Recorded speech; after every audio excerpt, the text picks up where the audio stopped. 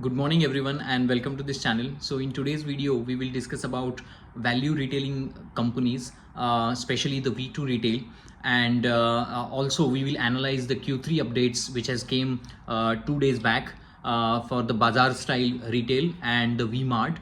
सो ये value retailing space में क्या चल रहा है, इनके रेवेन्यूज़ के नंबर्स को समझेंगे और इन डिटेल्स Q3 के अपडेट्स को हम one by one go through करेंगे और समझेंगे कि इन स्पेस में कौन सेक्टर लीडर बन रहा है।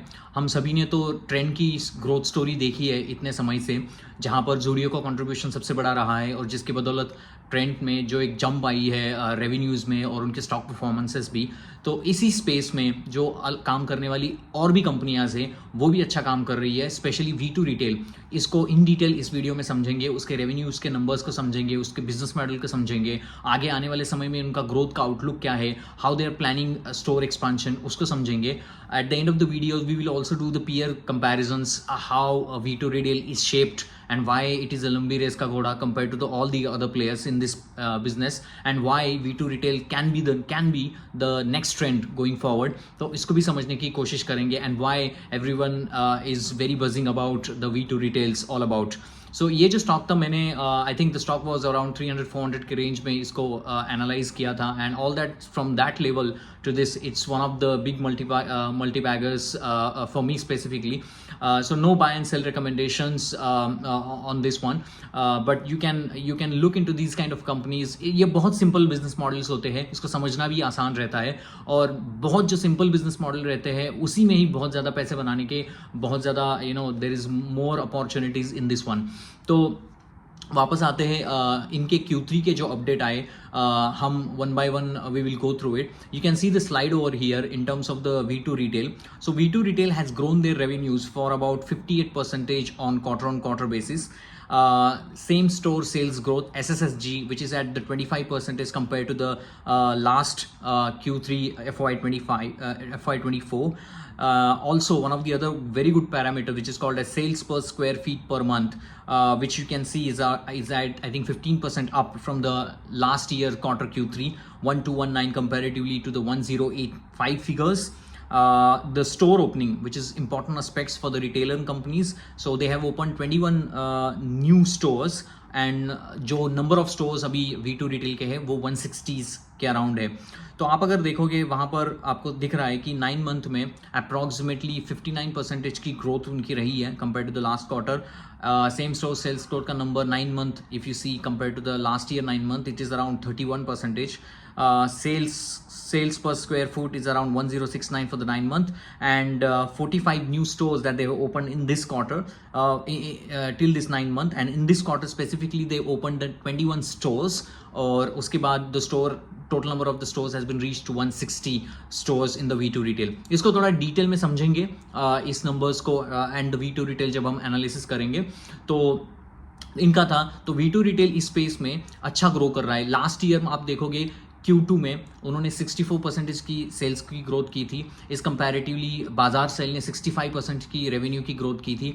और ट्रेंड जो सबसे बड़ा घोड़ा था, वो जो 60% से चलने वाला जो घोड़ा था, तो लास्ट क्वार्टर में ट्रेंड जो था 39% से ग्रो किया था. तो ट्रेंड का clearly pace of sales growth घटा था, और ये जो बाकी दो कंपनियां हैं V2 रिटेल और स्टाइल बाजार, इनका जो परफॉर्मेंस है in terms of the sales figure was on the higher side, and that's why I picked it. The V2 retail is the लंबी रेस का घोड़ा in all this one. So now वापस आते हैं बाजार स्टाइल के Q3 update कैसे थे उसको समझने की कोशिश करेंगे. Now you have a slide over there for the Baazar style. So Baazar Style has grown the revenue for the 24% YY level, quarter on quarter की YY लेवल की बात हो रही है. तो that is around 24%. Their sales per square feet is around 879. The SSSG 25% in the V2 retail, but here the same store sales growth is around 10%. और quarter के हिसाब से आप अगर देखोगे तो इस Q3 में तो they have degrew it by -3 for the SSSG growth. So SSSG की ग्रोथ इस क्वार्टर में नहीं थी, लेकिन पूरे ओवरऑल अगर 9 मंथ के हिसाब से देखोगे तो 10% की ग्रोथ रही है. तो and you can see there is only a 2% increase on YY on the sales per square feet के numbers के ऊपर. टोटल स्टोर्स जो उन्होंने ऐड की है इस क्वार्टर में Q3 में वो 18 है. So number of stores for the Baazar Style has been around, now they have reached to 199 stores and 37 new stores they have added for this financial years. So the number of stores for the V2 retail has reached to 160 and for Bazaar Style it has reached to 199. तो बाजार style के number of store अभी भी ज़्यादा है और V2 retail के number of store अभी भी कम है, ठीक है. लेकिन V2 रिटेल का जो स्टोर एडिशन करने का पर क्वार्टर का रेट है वो ज़्यादा है बाजार स्टाइल से. V2 रिटेल जो 58% की सेम ग्रोथ दिखाया इस Q3 और Q3 में, लेकिन बाजार स्टाइल ने ग्रोथ दिखाई सिर्फ 24% की. लास्ट टाइम इनकी ग्रोथ थी 65% जो 1% हायर थी V2 रिटेल के कंपैरेटिवली. लेकिन इस समय में बाजार स्टाइल की ग्रोथ उतनी नहीं रही है. जो भी रीज़न हो सकते हैं, देयर आर रीजंस लाइक ये कोलकाता बेस्ड कंपनी है तो उन्होंने कहा है कि दुर्गा पूजा प्रीपोन हो गया था Q2 में comparatively the Q3, but that is the same their for the V2 retail who is in the Bihar and UP for their location and the store expansion is concern. तो V2 रिटेल का लेकिन growth जो है वो अभी भी intact है. Last time they grow by 64%, now they are growing at 58%. So clearly the V2 retail is bigger than in terms of the growth I am saying than the Baazar style. So Baazar style मुझे तो number इतने खास नहीं लगे हैं. Now we'll come to the third part of the Q3 update, which is like the V-Mart. So you can see the slide over here.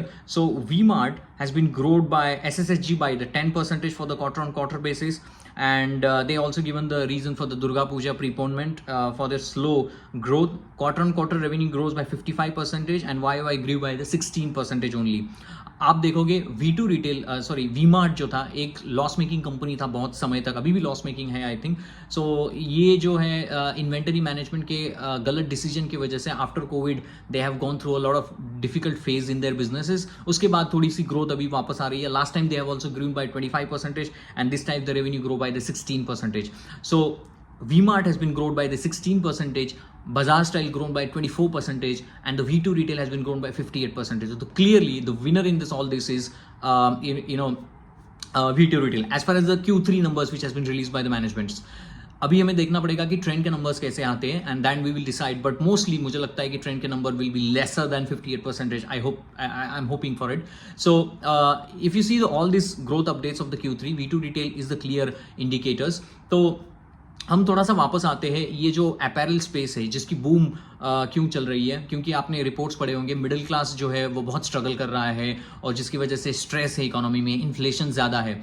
लेकिन थोड़ा बहुत इसके 2 मिनट इसके ऊपर देते हैं. मेरा वीडियो थोड़ा लंबा हो जाएगा लेकिन you will clearly understand the logic behind the growth demand in this sectors. If you like my videos then please like, share and subscribe.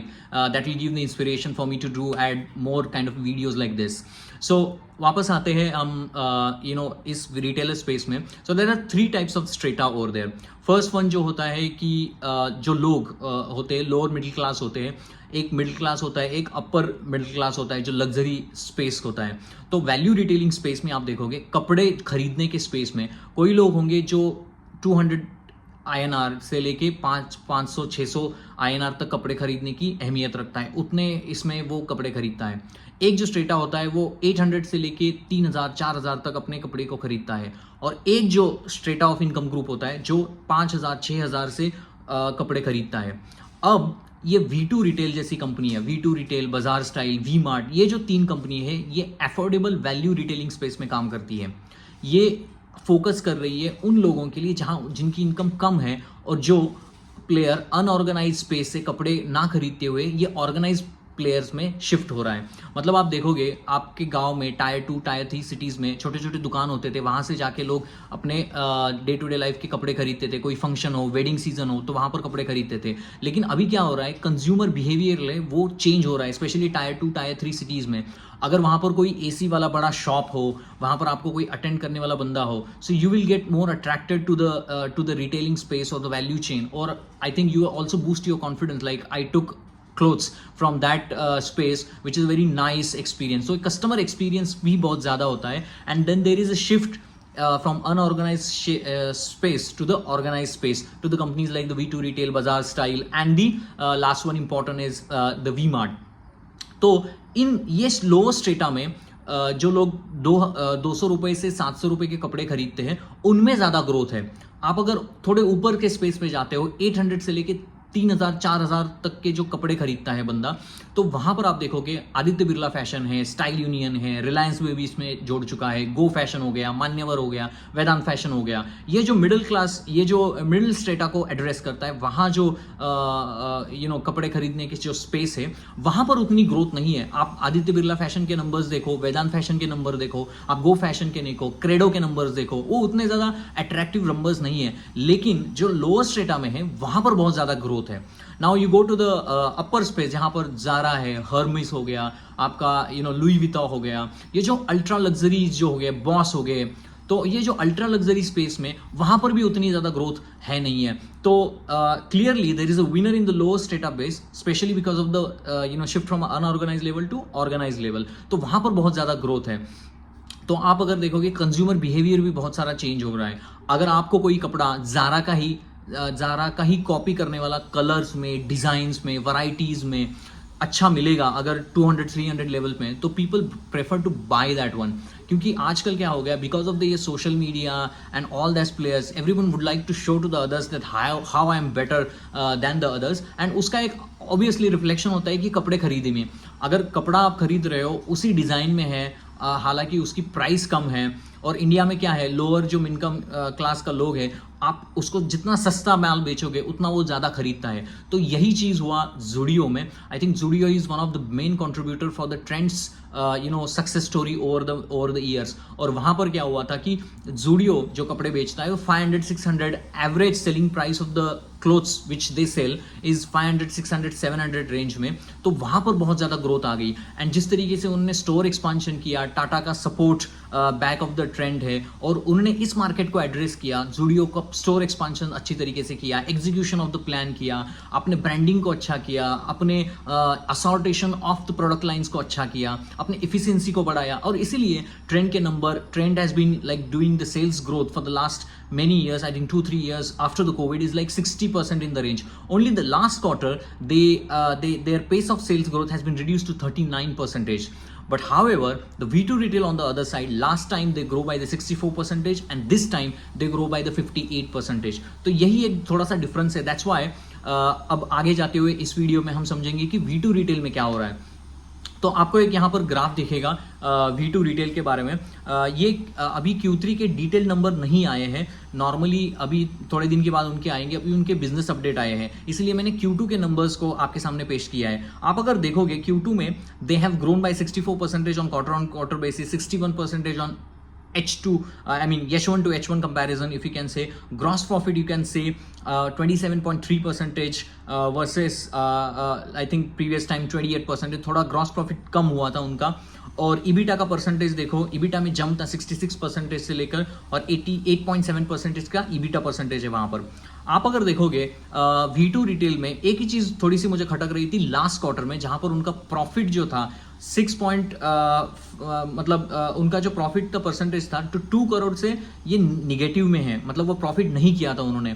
तो मतलब -6 करोड़ से -2 करोड़ तक वो चले गए थे। मतलब अभी भी ये जो स्पेस था अभी थोड़े दिन पहले ही, मतलब 1-2 क्वार्टर पहले ही वो प्रॉफिटेबल बने हैं। तो ये लॉस मेकिंग कंपनी थी, कन्वर्जन हो रहा है प्रॉफिट मेकिंग के। इनका आइडियोलॉजी ही है जितना ज़्यादा हम मार्केट शेयर कैप्चर करेंगे उतना ज़्यादा हम अपने प्रॉफिटेबिलिटी को मेंटेन कर पाएंगे आगे जाते हुए। इसीलिए ये जो कंपनी है V2 रिटेल, इनका नाम ही है वैल्यू और वैरायटी, इन दोनों चीज को एड्रेस करते हुए ये लो इनकम ग्रुप को वो एड्रेस कर रहे हैं। यह कंपनी शुरुआत हुई थी यूपी और बिहार से, और वहां से अभी उड़ीसा हो गया, नॉर्थ इंडिया में अभी उनका एक्सपांशन प्लान चल रहा है, जो स्टोर एडिशन की बात हमने Q3 के अपडेट्स में की थी। So now I will show you the another slide over here for you. So you can see for any retailing space the important thing is same store sales growth. मान लो कि आपके यहाँ पर अगर कोई एक स्टोर है जो आपने खोला है, वहां पर अगर 20% की ग्रोथ हो रही है, वही सेम सिनारियो कोई अलग सिटी में आप स्टोर खोलते हो तो वहां पर 20% की ग्रोथ एक जो मैच्योरिटी के बाद आएगी। तो ये जो ओरिजिनल आपका जो स्टोर है वहां से आपको ग्रोथ आएगी और नए स्टोर से भी आपको ग्रोथ आएगी। इन दोनों स्टोर के ग्रोथ को आप ऐड करोगे तो आपकी पेस ऑफ सेल्स ग्रोथ बढ़ती है। So in order to achieve revenue growth the companies what they doing it, they are starting from the one place of the India, जहां से यूपी बिहार से ये कंपनी शुरू हुई थी और पूरे पैन इंडिया बनने का इनका ख्वाब है. So they wanted to beat Trent and Zudio in their number, that is उनकी ये एस्पिरेशन है. तो कोई कंपनी डिस्ट्रीब्यूशन सेगमेंट में अगर एक जगह से शुरू होगी और पूरे पैन इंडिया में अपने स्टोर को एक्सपांड करेगी, वहां पर इसीलिए इंपॉर्टेंट रहता है कि तुम्हारी सेम स्टोर सेल्स ग्रोथ क्या है. लास्ट H1 तक उनकी जो ये ग्रोथ का परसेंटेज था वो 34% का था. सो 34% से V2 retail same store sales growth करता था और इसकी वजह से they are able to do the 60% growth in all trajectory. तो यहाँ पर आप देखोगे ये पैरामीटर इंपॉर्टेंट रहता है. बाजार स्टाइल आप अगर देखोगे, वो जो सेम स्टोर सेल्स ग्रोथ है अभी Q3 के नंबर्स में उनकी ग्रोथ है सिर्फ 10% की, वो भी 9 मंथ तक डिग्री हुई किया है -3 से. तो सेम स्टोर सेल्स ग्रोथ इतना आसान नहीं है उसको अचीव करना. तो ये सेम स्टोर सेल्स का कंसेप्ट हो गया. और एक कंसेप्ट आता है कि आपका revenue per square foot per month कितना आता है. अगर आप per square feet per month numbers बढ़ाओगे अपने स्टोर्स में, तो उतना ही आपकी रेवेन्यू बढ़ने की आशंका बढ़ जाती है. एक समय पहले ये जो नंबर आपको वहां पर दिख रहा है 695 उनका ये नंबर था, revenue per square foot per month. Now their target was, their guidance was to do the 925 around that number. But अब Q3 के अपडेट में उन्होंने 1000 को तो क्रॉस ही कर लिया है, मतलब वो नंबर 1200 की तरफ चला गया है. तो उनका जो लॉन्ग टर्म गाइडेंस था वो अभी उन्होंने अचीव कर लिया है. तो ये भी इंपॉर्टेंट पैरामीटर होता है कोई भी रिटेलिंग स्पेस में. उसकी रेवेन्यूज की नंबर्स क्या है, सेम स्टोर सेल्स ग्रोथ क्या है, पर स्क्वायर फीट पर मंथ में वो कितना रेवेन्यू जनरेट कर पा रहा है और उसके ट्रैजेक्टरी कहां तक जा रही है, वो भी इंपॉर्टेंट रहता है. आपको यहां पर क्लियरली दिखेगा, ये लास्ट Q2 के नंबर्स है जो मैं आपके सामने प्रेजेंट कर रहा हूं. वहां पर आप देखोगे इनका जो मोस्टली बिजनेस आता है वो फैमिली ओरिएंटेड है. मतलब 37% जो बिजनेस उनका आता है वो मेंस से आता है, 26 वुमेन और 26 अराउंड किड्स से आता है. So once a family enter to their shop, उनका कहना है कि सारे अपने परिवार वालों को कपड़े वो खरीद सकते हैं. Where is in Zudio, if you compare, Zudio का बिजनेस मॉडल जेनजीज को कैप्चर करने का है. मतलब यंग लोगों के कपड़े ज़ूडियो में ज्यादा आपको मिलेंगे और इसीलिए average selling price of a cloth in Zudio is 500 to 600 level, but average price of a clothes in V2 retail is 269 approximately. तो ये छोटे छोटे चीजों को वो ये कर रहे हैं. मतलब अच्छा डिजाइन, वैरायटी डिजाइन, अच्छा ट्रेंडी डिजाइन, इसको कस्टमर के सामने लाके ज़ारा जैसा आपको दिखने में आपको लगेगा, आपकी एस्पिरेशन बढ़ जाएगी. ये थोड़ा सा ये लोग एड्रेस कर रहे हैं. सेम स्टोर सेल्स ग्रोथ जैसे मैंने कहा 34% की थी Q2 और Q2 लास्ट टाइम, और वॉल्यूम की ग्रोथ 43% की है. एवरेज बिलिंग आप देखोगे 791 है कंपैरेटिवली 711. अभी इसके Q3 के नंबर आने वाले हैं.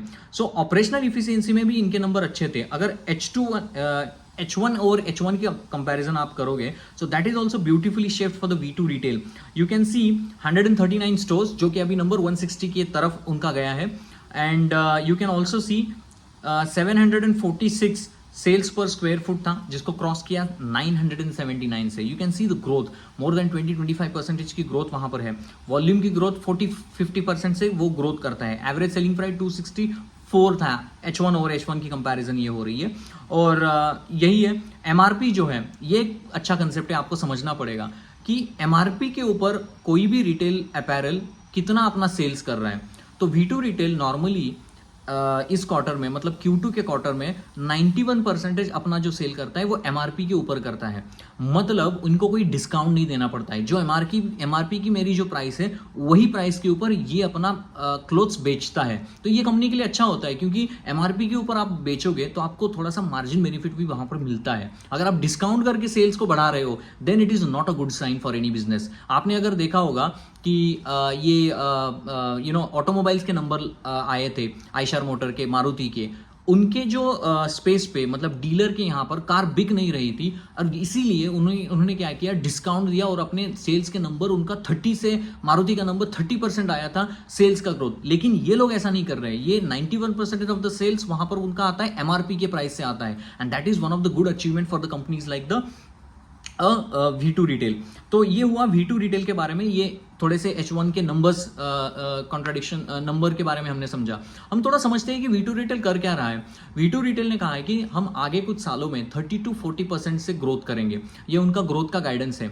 उन्होंने कहा है कि SSSG जो उनका नंबर है वो 10 से 15% रहेगा, लेकिन ये कंपनी लगातार 2 क्वार्टर में बोल रही है कि हम 30-40% से सेल्स ग्रोथ करेंगे, लेकिन उसको बीट कर रहा है 60% से। एसएसएसजी बोल रहा है 10-15% करके, लेकिन कर रहा है 25%। तो अपने ही एस्टिमेट को ये कंपनी बीट कर रही है, मतलब आपको अंडर प्रोजेक्ट करके ओवर अचीव कर रही है हर एक क्वार्टर में, सेल्स के नंबर्स में, एसएसएसजी के नंबर में, रेवेन्यू पर स्क्वायर फीट के नंबर्स में। आपके इनका थोड़ा सा ग्रॉस मार्जिन जो था वो घटा था, क्योंकि अभी थोड़ा बहुत इन्होंने कहा है कि इनका थोड़ा मार्केटिंग का खर्चा थोड़ा सा बढ़ गया था, इसकी वजह से ग्रॉस मार्जिन जो 28% रहता था अभी 27.1% के ऊपर उनका ग्रॉस मार्जिन आ गया था। मार्केटिंग के ऊपर खर्चा क्यों करते हैं? क्योंकि अगर मान लो कि आप उसके स्टोर में गए, नंबर मतलब बिलिंग जो है पर पर्सन बढ़ाने के लिए उन्होंने कुछ प्रमोशन रखे थे। जैसे आप वहां पर 2000 की अगर कुछ शॉपिंग करोगे तो आपको उसके ऊपर कोई डिनर सेट दिया जाएगा, कोई ब्लैंकेट दिया जाएगा, जो फ्री में आपको दिया जाता है, लेकिन उसकी कॉस्ट तो उनको लेनी पड़ती है अपफ्रंट। तो ये मार्केटिंग की वजह से, और उनका जो मेन मोटो है कि मार्केट शेयर को गेन करना है और ट्रेंड को बीट करना है, ये उनकी एस्पिरेशंस है लॉन्ग टर्म बेसिस के ऊपर। तो जिसको हासिल करने के लिए थोड़ा सा मार्केटिंग के ऊपर खर्चा कर रहे हैं। इनका एडवर्टाइजिंग का खर्चा 0.5% ही है, लेकिन मार्केटिंग के ऊपर खर्चा करने से ग्रॉस मार्जिन थोड़ा सा कम हो गया था। ईबिटा मार्जिन उन्होंने कहा है कि 11 से 14% का ईबिटा मार्जिन मोटा मोटी करेंगे। और उनका ये कहना है कि पूरे इंडिया में अभी ये there is a shift from unorganised to organised, so that's why global demand scenario अच्छा है। आप अगर वी-मार्ट के भी नंबर देखो, स्टाइल बाजार के भी नंबर देखो, विशाल मेगा मार्ट का मर्चेंडाइज का डिवीजन है उसके नंबर्स देखो, तो वो भी तगड़े आ रहे हैं। और V2 रिटेल वो इंपॉर्टेंट है। हमें एज ए इन्वेस्टर कोई भी सेक्टर में अगर पैसे लगाने हैं तो जो घोड़ा बहुत तेजी से दौड़ रहा है उसके ऊपर पैसा लगाना होगा, तभी आप जाके, क्योंकि नॉर्मली पैसा जो है वो ग्रोथ को चेस करता है। जो बंदा हमें सबसे ज्यादा ग्रोथ देगा, हमारा जो पैसा है वो उसमें ज्यादा जाना चाहिए। जो बंदा अंडर परफॉर्म कर रहा है उससे पैसा निकलना चाहिए। अगर आप अपनी इन्वेस्टर को, अपनी इन्वेस्टिंग को इस तरीके से आप रखोगे कि जो बंदा अच्छा परफॉर्मेंस दे रहा है उसमें अपना अलोकेशन आप बढ़ा रहे हो, और जो बंदा अपनी परफॉर्मेंस को खराब कर रहा है वहां पर अपनी अलोकेशन घटा रहे हो, then you will become a hugely advantage active investor, जहां पर अच्छा परफॉर्मेंसेस को रिवॉर्ड कर रहा है और पुराने परफॉर्मेंस, बुरे परफॉर्मेंस को आप पनिश भी कर रहे हो। तो ये थोड़ी सी आप अगर थेसिस अपनाओगे, so I think you will learn more of the way. If you like my videos, then please like, share and subscribe, and do comment for your suggestions about the videos, and overall for any stocks that you've been holding or you have facing some problems. So ये V2 retail का थोड़ा मैंने बता दिया। V2 retail का और एक अच्छा बात उन्होंने अपने कॉनकॉल थोड़ा कॉनकॉल एनालिसिस को समझते हैं, बिकॉज इट्स ऑल्सो इम्पॉर्टेंट। उनका कहना है कि हम जो माल खरीदते हैं, हम जो प्रोडक्ट डिज़ाइन डेवलपमेंट करते हैं, ये जो कंपनी है इनके 2 मैन्युफैक्चरिंग यूनिट है, नोएडा में है और दिल्ली साइड में एक है। तो वहाँ पर ये दोनों मैन्युफैक्चरिंग यूनिट के ऊपर इनका कंट्रोल है। तो ये क्या करते हैं, अपने कस्टमर के बिहेवियर को कंसिडर करते हुए अपने क्लोथ्स को खुद डिज़ाइन करते हैं। वहाँ पर फैब्रिक हो गया, कॉटन को खुद खरीदते हैं, डिज़ाइन करते हैं, अलग अलग कंज्यूमर बिहेवियर को समझते हुए, और वहाँ पर अपना ब्रांड, अपने प्रोडक्ट्स को कुछ बनाते हैं। इसीलिए उनकी जो ऑपरेशनल इफिशियंसी जो है इसके ऊपर थोड़ा सा इनको ज़्यादा कंट्रोल है। और इसीलिए आपको लगता होगा कि ये बहुत ही आसान बिजनेस है, कपड़े तो बना के बेचना है, उसमें क्या बड़ी बात है। लेकिन it's not a easy business, because क्या होता है, नॉर्मली कभी विंटर सीजन आ जाता है, कभी समर सीजन आ जाता है, कभी कंज्यूमर का बिहेवियर चेंज होता रहता है। कस्टमर जो है वो किसी ज़ारा के शर्ट देखता है और उसको वही ज़ारा का शर्ट 200 रुपये में चाहिए होता है। तो इसीलिए डिज़ाइन को आपको बनाना पड़ता है, वो मैच्योर डिज़ाइन होना चाहिए, कस्टमर को पसंद आना चाहिए। तो ये सारी चीज़ों को बहुत सारा रिसर्च डेवलपमेंट लगता है। तो इसके लिए V2 retail is very good in this one. They are trying to acquire they are trying to work on very good designs in their apparel business, and that's why they are more successful. इन्होंने एक बात कही अपने con call में कि इनका conversion ratio अच्छा है, मगर मान लो कि कोई बंदा अगर इनके स्टोर में एंटर करता है तो वो जो बंदा है उसका शर्ट लेने का जो परसेंटेज है, वहाँ के आके शर्ट देख के वापस जाने का परसेंटेज नहीं है, लेकिन जो आता है तो मोस्टली 90% 90-95% ऑफ द लोग कुछ ना कुछ तो खरीदते हैं इनके यहाँ से। तो वो भी उनके लिए सबसे अच्छी बात है। आप अगर देखोगे इनके मेंस है, किड्स है, वुमेन है और लाइफस्टाइल है। लाइफस्टाइल में ये डिओड्रेंट हो गया, आपके वाटर बॉटल्स या थोड़े बहुत इधर उधर की चीज़ें जो डे टू डे चीज़ में लगती है वो आपको देती है। लेकिन मेनली मेंस, किड्स और इसे तो एक फैमिली बंदा अगर उसमें वहाँ पर गया, so I think they will be able to give you a lot more benefit to that. तो थोड़े बहुत कंसर्न लास्ट क्वार्टर में इनके आए थे क्योंकि प्रॉफिटेबिलिटी जो था वो -2 करोड़ से था। तो लेकिन उनका कहना है कि 2025 के एंड तक वो पूरी तरह से प्रॉफिटेबल लाइन पे ऊपर ग्रो कर जाएंगे।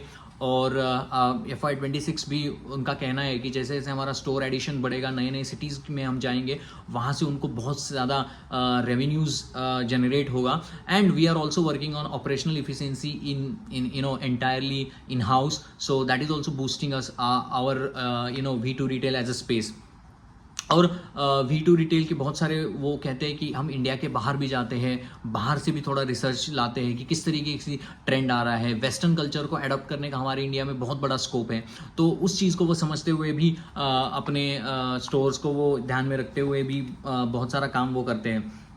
और उनका कहना है कि इस स्पेस में नॉर्मली जो बड़े लग्जरी जो गुड्स बनाते हैं वो मार्कअप बहुत होता है, 500-600% मार्कअप होता है। मार्कअप मतलब आपकी जो कॉस्ट ऑफ क्लोथ्स है उसके ऊपर मार्कअप करके आप सेल्स की करते हो। सेल्स में अगर रॉ मटेरियल को हटा दे तो मार्कअप आता है। तो उनका कहना है कि इस पूरे स्पेस में हम 55% से ही 55% का ही मार्कअप रखते हैं। तो मार्कअप हम इतना ज़्यादा नहीं लगते, इसलिए हम अफोर्डेबल क्लोथ्स बना पाते हैं और हमारे कंज्यूमर तक पहुँचा पाते हैं।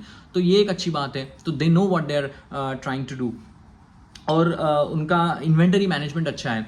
इन्वेंटरी मैनेजमेंट क्यों अच्छा है, मैं आपको एक एग्जांपल देता हूँ कि ये जो V2 रिटेल था, विशाल मेगा मार्ट जिसकी लिस्टिंग हुई है, ये इनका ही पार्ट था 2008 तक। लेकिन 2008 में इनके जो प्रमोटर है मिस्टर अग्रवाल, वही ओन करते थे इसको, विशाल मेगा मार्ट को। लेकिन हुआ है उस समय में एक फाइनेंशियल क्राइसिस आ गया, उनको डिमांड वो उस तरीके से उन्होंने समझा नहीं और उन्होंने बहुत सारी इन्वेंटरी अपने यहाँ पर बना के रख दिया था।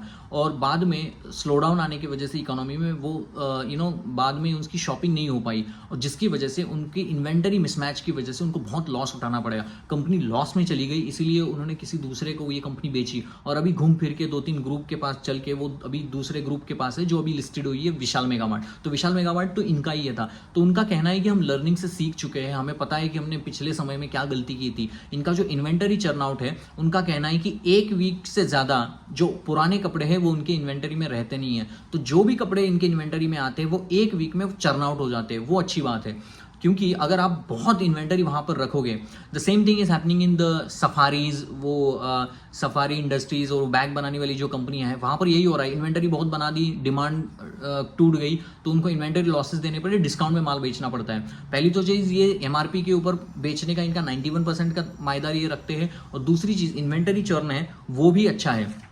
अब थोड़ा वैल्यूएशन के ऊपर आते हैं। आप अगर देखो कि इसका जो PE है वो 145 का PE है, बहुत ज़्यादा PE हो चुका है। अभी फॉरवर्ड PE का कैलकुलेशन आप करोगे तो वो 100 की तरफ ही आता है। लेकिन कुछ समय पहले ये जो इनका प्रॉफिटेबिलिटी का नंबर घटा था Q2 के बाद, तो स्टॉक थोड़ा सा नीचे 1000 के ऊपर आया था। That was the great opportunity to add for the player like you. Now it has been reach to skyrocketing 145 का PE। ये PE तब तक ही सस्टेनेबल होगा जब तक ग्रोथ रहेगी। एक दिन इसकी ग्रोथ अगर थोड़ी सी डीरेल हो गई, 20-25% के ऊपर आ गई, तो ये जो PE का रेशियो का कैलकुलेशन है वो नहीं होता है। आपको ये देखना पड़ेगा, you cannot compare the retail apparel space PE to the automobile PE। आप देखोगे टाटा मोटर का PE आपको कम ही दिखेगा, लेकिन अपैरल स्पेस में, क्योंकि ये ऐसा क्यों होता है, उनको ज़्यादा PE ऑफर क्यों किया जाता है मार्केट की तरफ से, because it's easy to understand businesses होते हैं और इनकी फॉरवर्ड लुकिंग की जो रेवेन्यूज को डिस्काउंट करने का जो चेहरा है वो अच्छा रहता है। मतलब you can able to project your earnings going forward. मतलब 2028 में क्या अर्निंग्स होने वाली है आप अभी भी डिस्काउंट कर सकते हो, लेकिन ऑटो में ऐसा नहीं है, थोड़ा बहुत सीजनैलिटी फैक्टर उसमें आ जाता है, इसलिए इस स्पेस को पहले से ही बहुत ज़्यादा PE मिल जाता है। तो PE इसमें ज़्यादा है, 145 का PE है। स्टाइल बाजार भी इसी रेंज में है एंड ऑल दैट। तो छोटी कंपनी है, 5000 करोड़ मार्केट कैप की कंपनी है। आगे आने वाले समय में उन्होंने कहा है कि 50 to 60 स्टोर्स वो हर साल ऐड करेंगे. तो pace of growth is also huge in this businesses. Okay, and going forward, they are saying that they will increase this pace of growth of the store addition. Obviously, they also have a look into the debt, what it has been coming from that space, and which will give them the more benefit of doubt as well. उन्होंने और भी कहा है कि जूडियो के साथ उनकी comparison नहीं है, क्योंकि जूडियो 500-600 रुपीज़ के अपने चीज़ें बेचता है, and they wanted to grow to that kind of levels. तो V2 रिटेल के ऑपरेशनल पैरामीटर्स को मैंने और एक आपके सामने रखा है. स्पेयर रेवेन्यूज क्या है, आप इसको देख लो, and then you can also look into the spaces like their same source sales growth. So that is also fantastically doing well, and you can have a look into this company, analyze yourself. There is no buy and sell recommendations. Hope you like my videos. Hope you like this detailed analysis of the V2 retail, which is, I think it's a good company to have in, but the consideringly not now, because the PE is very high. But you can always have a look in apparel space. They're very easy to understand, and the growth is phenomenal over there. So please like, share, and subscribe to this channel, and hope you like my videos, and have a nice day guys ahead. Thank you very much.